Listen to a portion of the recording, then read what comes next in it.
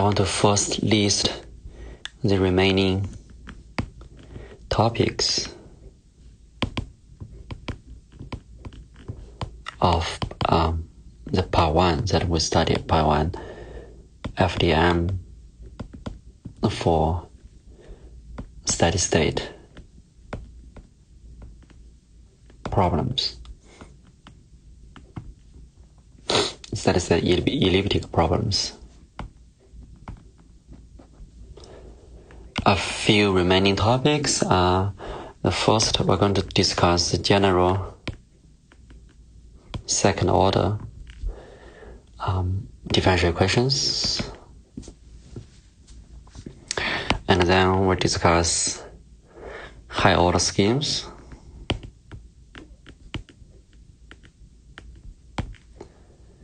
and a few tricks called extrapolation,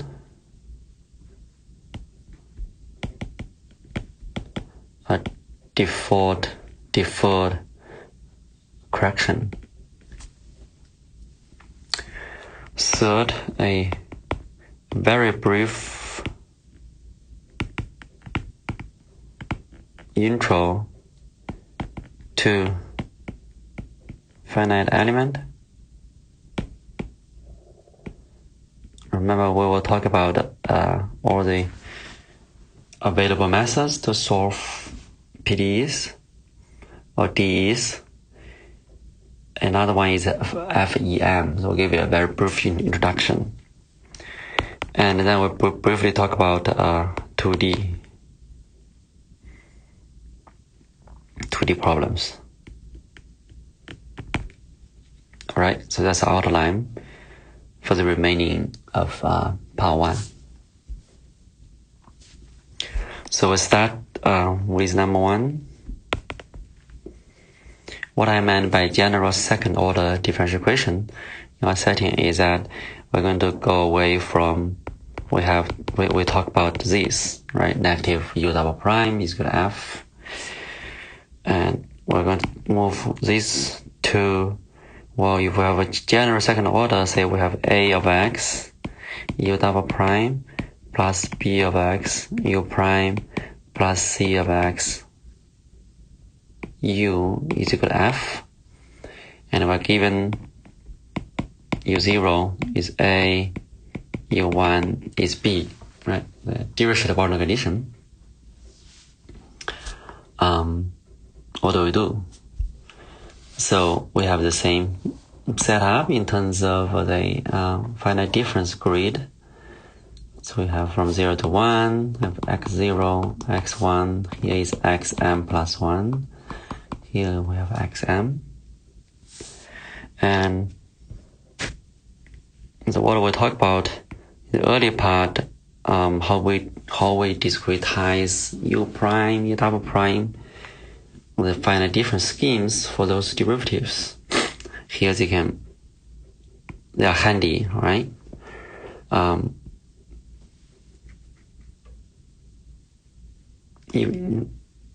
What we need to do is that we need to talk about the left hand side of the equation, ax u double prime plus bx u prime plus cx u, right? Cx u, this whole thing, okay, we want to evaluate it at xi equal to what? Okay, at equals what? So that's what those schemes are about. It approximates u prime and u double prime at a particular point. And we just now have a variable coefficient. So you just evaluate it. Okay, so that means we're going to evaluate a at xi. Okay, and if we call that ai, okay, and then we evaluate at u double prime, we know that's h squared ui plus 1 minus 2 ui plus ui minus 1, alright? Evaluate bx at xi, we call that bi. We have one thing as we were discussing the Neumann boundary condition is that we have to be the accuracy we approximate each term should be consistent. If one term has order 2, the other one should also have order 2. So for u double prime, we have the centered scheme. For u prime, we should have the d0, not d minus d plus, but d0. So we have ui plus 1 minus ui minus 1 divided by 2h.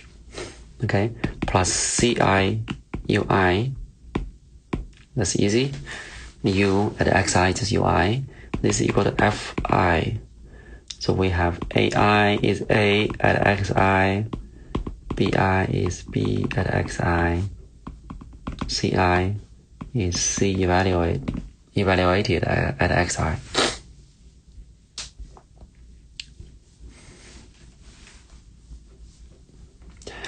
The rest becomes, well, how do we turn this into? Of course, we have to add the boundary condition, which is u0 is equal to a, um plus 1 is equal to b. All right. I mean, to differentiate from the a and b is the coefficient, we're going to do alpha beta.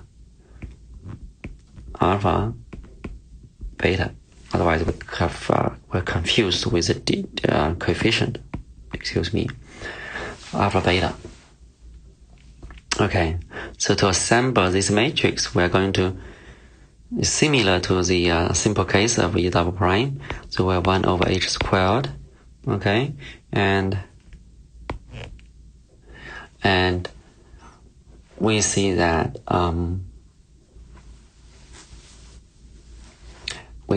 we have this negative 2a, right? So the negative 2 will multiply by a, negative 2a1, negative 2a2, all the way to negative 2am. Okay, and that's part of the a1 contribution. And then you have a1 on ui plus 1, so you're going to have a1 here, okay? You're going to have a1 here, and then you're going to have a1 here.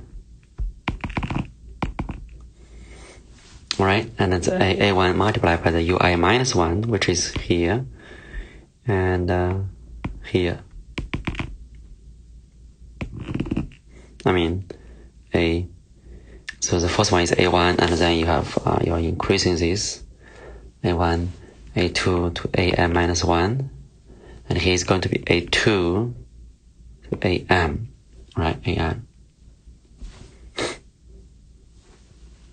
This a1 was first row, a2 the second row, so on and so forth. Okay, because it's a1, they're both a1 that will hit u at x1. So here they are a2 that hit u at x2. So on and so forth. Alright. And for the b term, so we're going to have the 1 over 2h outside. Okay. And the first equation is we're going to have, at x1, we are going to have u3 minus u1. Alright. So we have the 0 here, nothing hits ui, and we get a 1 for ui plus 1, which is we're going to get b1, alright? And the b1 will also hit u0, but u0 is known, so we're going to move that to the right hand side. And the second row is also 0, and we have b2 with a negative b2, alright? So bi would hit ui plus 1, and negative bi hit ui minus 1. Same all the way to the end. Okay, so at um, we have um plus 1, minus 1. And there we're going to have the bm, alright? And then we, for the plus 1 coefficient, we're going to move to the right hand side. say this, and the row above would be bm minus 1. Plus, the final CIUI is of course just a diagonal matrix. We're going to have C1 to Cm. Okay, so we have this term is this matrix, that term is that matrix, and that term is that matrix. Alright, if we put them together, this is our AH, right? If we put them together, we can do something like this. It's 1 over h squared, and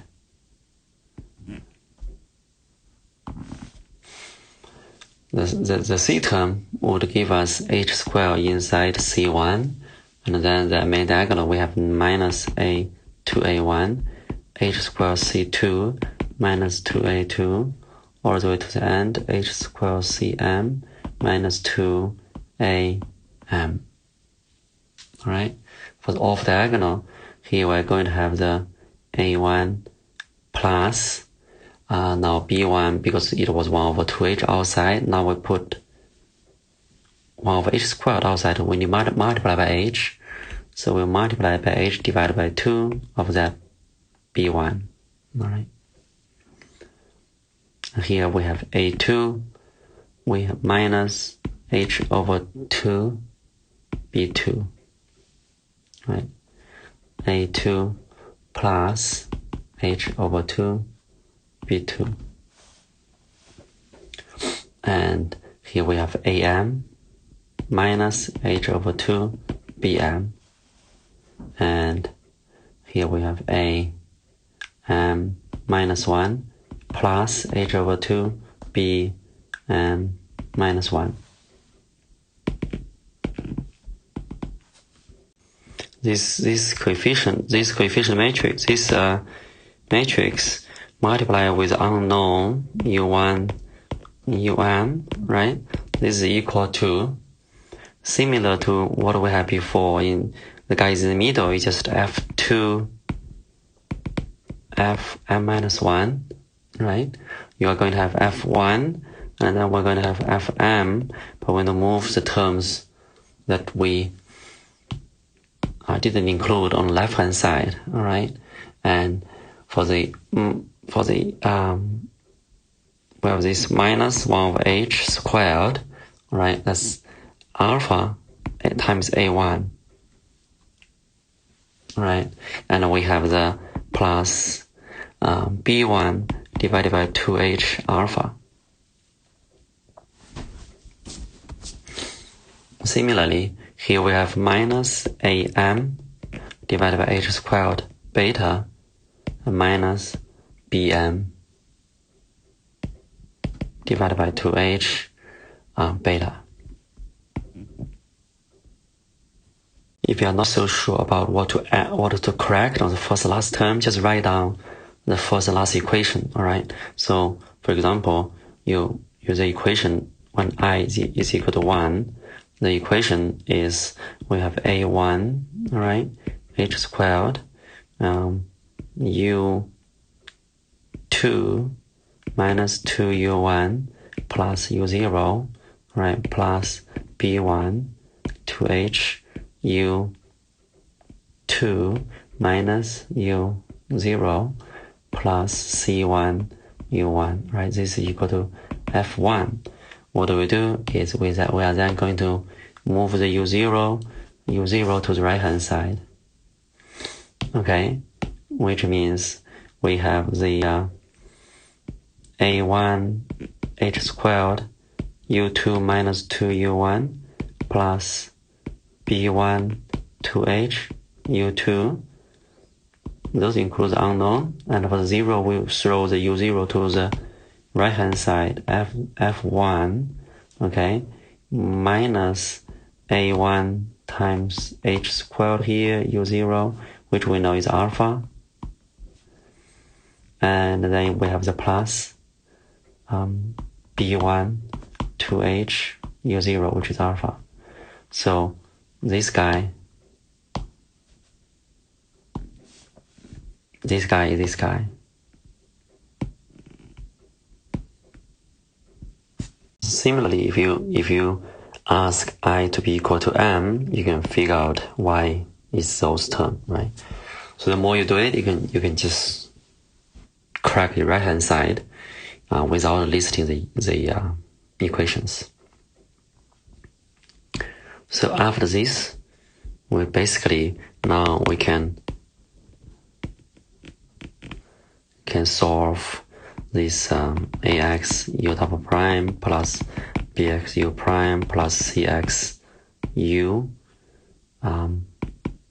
for a given ax bx cx. All right, that's great. You can code that up. Use ax bx cx as input.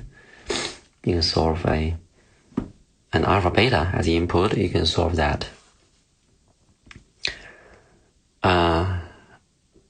Next, what's left of this lecture, I want to talk about, well, in general, yeah, we can solve that way, but in that cases, we want to be careful and do better. So this approximation will be good, but this way is not the best. So in that cases, we want to preserve, so preserving the physical properties of the solution, physical properties of the solution.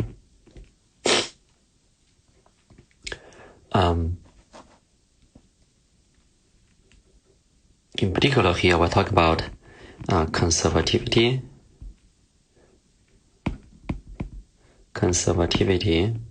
and the maximum principle.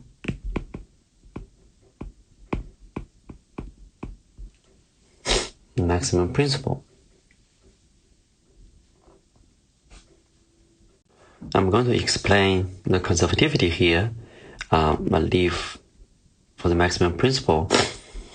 You can look that up, maximum principle for elliptic equations, for Poisson equations. That's not going to be required, but I'm going to use an example to explain that sometimes you don't want to directly discretize the equation as is. So, example,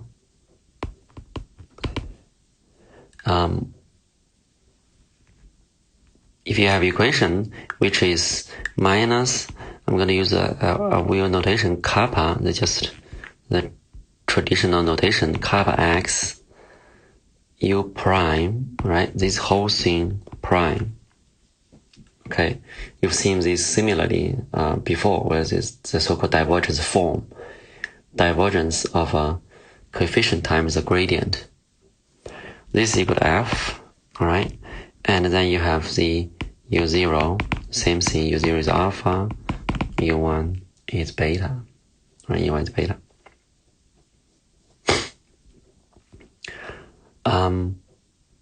So we could, the first way is that, well, we can differentiate that. So we're going to get negative kappa x u double prime, right?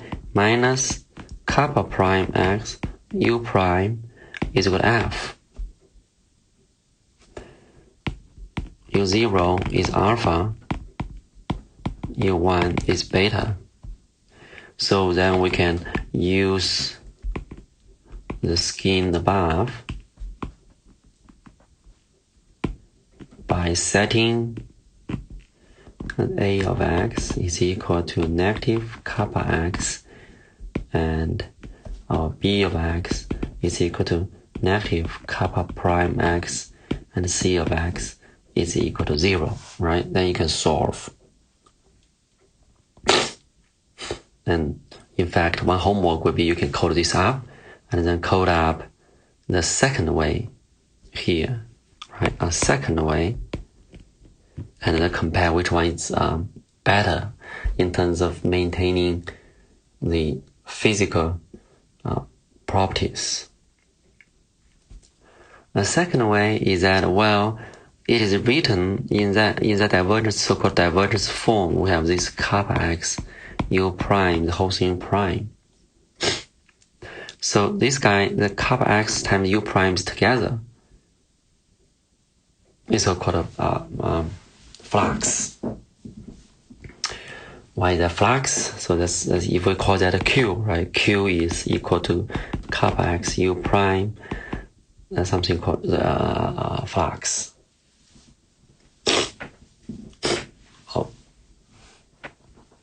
So in particular, if we talk about when we talk about the Neumann boundary condition, we explain the divergence theorem. So if f is always zero, right? If f is always zero, then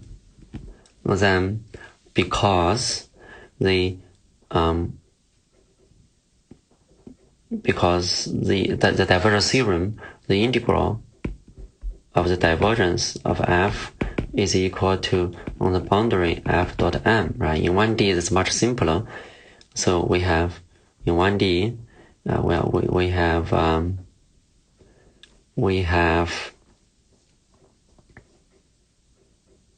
in 1D,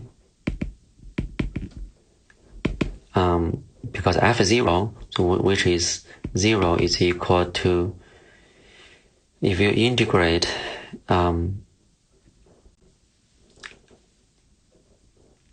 f from 0 to 1, right? That's 0. On the other hand, we know that's negative 0 to 1 of the q prime, right? So this is simply q, the antiderivative of q prime is equal to q. So that's q0 minus q1. So which means q0 is equal to q1, right? In particular, if the kappa evaluate at 0 times q prime at 0 and u prime, q is equal to kappa u prime. So this guy should be equal to kappa at 1 times u1, u prime at 1. This is called conservativity. That's physical property of the problem. And if you discretize it by the first way, where you are going to not have that, right? So by the way, this result is what we did before. We talked about in the 1D, here is n, right? In a confusing way, here n is 1, n is negative 1, the normal. But another approach, if you were really confused about that, another way is just in the 1D, it's easy. Don't do the normal, just integrate that. Integrate what we did here. So what we ask ourselves is that for the second way is can we preserve this property at the discrete level? Alright, this property in this guy.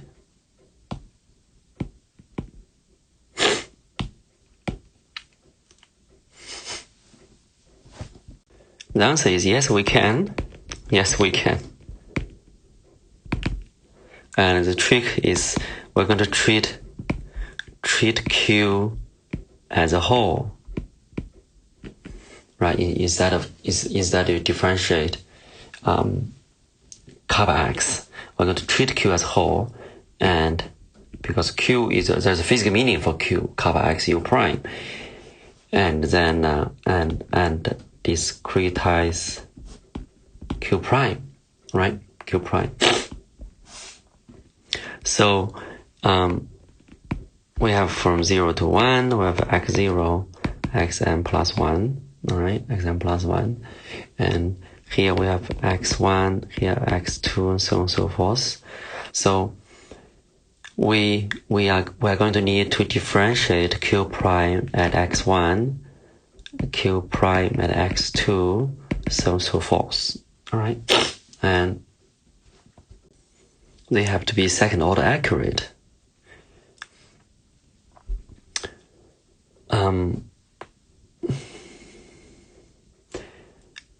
If we approximate this by a q at x2 minus q at x0 divided by 2h, we could do that. Then remember, we eventually need to solve for u. U is our unknown, so we're going to have to talk about, well, that's which is kappa at x0 times u prime at x0, I mean at x2, minus kappa at x2 times u prime at x0. Alright, so then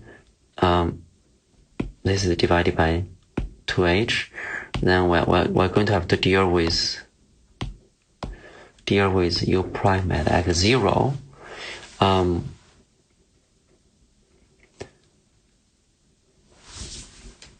We're going to have to do that in a way that's second order accurate, which is tricky. For the boundary, we can do that. It's doable, but a neater way to handle this is we're going to use the half grid points. We put a point here, we put a point here, and put a point here, and so on and so forth. So this is going to be our x1 half and x3 halves, so on and so forth. So what we do is that the q, the q prime at any xi, all right, this is going to be approximated by our q at I plus 1/2 minus q at I minus 1/2 divided by h now. Half step to the right, half step to the left. The distance is 1h. Okay? And this is simply our kappa. Kappa is given, so you can evaluate kappa anywhere. So kappa at xi plus 1/2, alright? U prime at xi plus 1/2 minus kappa xi minus 1/2 u prime at xi minus 1/2 divided by h. Right, divided by h. Now you can do a second order approximation for u prime easily, still compact. Right. So we're going to get kappa I plus 1/2, right? U prime, now is u prime at xi plus 1/2. So you can do a u I plus 1 minus ui divided by h. Okay. We explained this at some point before. So this is a order 1 approximation for u prime at xi. But if we are approximating the u prime at xi plus 1/2, which becomes the midpoint of I and I plus 1, then it's kind of like a d0 for I plus 1/2. So that's actually order h squared. Minus kappa I minus 1/2. Here we're going to get ui minus ui minus 1 divided by h. That's a d0 for I minus 1/2 divided by h. This is beautiful because we can simplify this. We can, in a way, we're going to get h squared, right? We're going to collect the terms only ui plus 1. We're going to have kappa I plus 1/2 ui plus 1. For ui, we have the kappa I plus 1/2 plus kappa I minus 1/2 ui. Alright?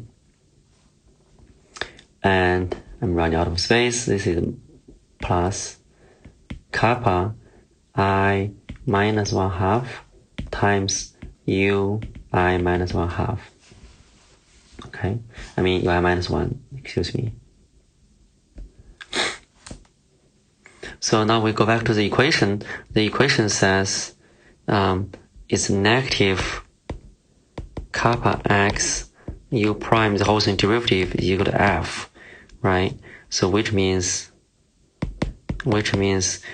you need to do the negative u prime at xi is equal to fi. That is, we have the h squared, alright? We have the negative kappa I plus 1/2 u I plus 1 plus kappa I plus 1/2 plus kappa I minus 1/2 u I, right, minus kappa I minus 1/2 u I minus 1. This is equal to fi. And of course we are going to have the u0 is alpha, u m plus 1 is beta, and this I goes from 1 to m. Alright, 1 to m. So this looks very similar to the equation for the u double prime. Alright, so if you write the matrix form,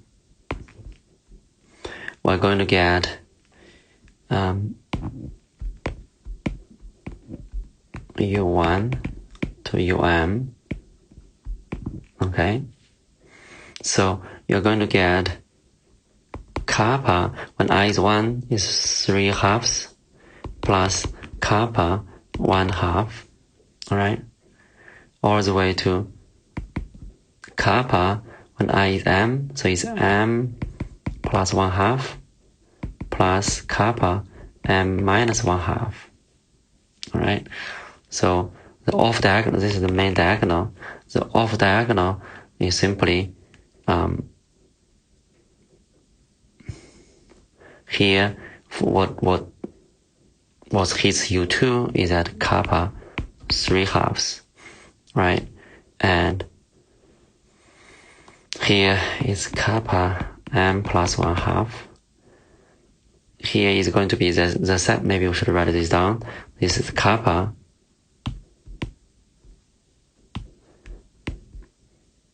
kappa 5/2 plus kappa 3/2. Now, so that's when I is 2, right? I is 2 plus 1/2, 2 minus 1/2. And for the u3 now, the coefficient for u3 is there's negative sign. So it's negative kappa 2 plus 1/2, right? So the bigger one, negative kappa 3/2. And here becomes negative kappa m minus 1/2. Alright? This is equal to our f1, now f2, fm minus 1, fm. And for the u0 and um plus 1, we move to the right, okay? So we're going to get plus kappa 1/2 times h squared alpha. Here we have 1/h squared in the front. And here plus kappa m plus 1/2, right? Beta over h squared. So again, you can write down the first last equation. You move the known boundary to the right hand side to figure out, okay, what if you are not familiar to how to do this quickly. So this you can see the matrix is much nicer than the matrix what we had above, okay? In particular, if the kappa is 1, you recover, when the kappa is 1, we recover the famous 2, -1, -1, -1, -1 matrix. Right, this is very nice.